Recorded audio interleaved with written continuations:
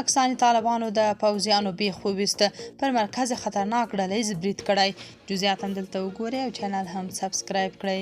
د هندوکش غږ ځایي سرچینې وایي چې پاکستاني طالبانو پرون شپه د خیبر پښتونخوا د جنوبي وزیرستان ولسوالۍ د لدا تحصیل پر مرکزي پوځي کمپ پراخ تعرضي برید ترسره کړی چې په ترڅ کې له 10 تنو ډیر پوځیان وژل شوي او ټپیان دي. د سرچینې په خبره په برید کې 2 پوځي لارۍ او 3 پوځي موټر هم له منځه تللي او د کمپ د وسلو ډیپو ته هم دروند زیان اوښتی دی.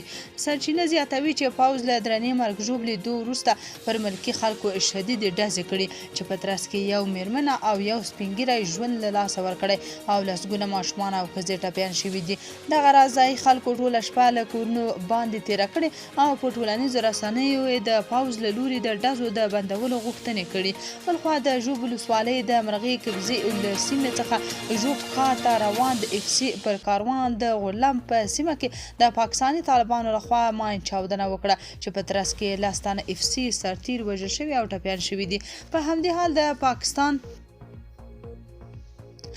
حال د پاکستاني رسنیو د راپورونو له مخې په خیبر پښتونخوا او پاکستان په بیلابیلو سیمو کې د شدیدو اورښتونو او سیلابونو له امله 45 تنه مړه او 88 نور ټپیان شوي دي. د پاکستاني چارواکو د معلوماتو له مخې د روان میلادي کال د جون میاشتې له 14 نیټې راهیسې تر ټولو زیات تلفات په خیبر پښتونخوا کې ثبت شوي. له بلې خوا عام پاکستاني اتباع د بیړنیو پیښو پر مهال د دغه هیواد حکومتي ادارې د ملکي وګړو په ژغورنه کې پاتې بولي او د دغو ادارو د چارواکو د محاکمې غوښتنې کوي. تاسو په دې اړه څه نظر لرئ؟ کمنټ کې شریک او چینل هم سبسکرایب کړئ.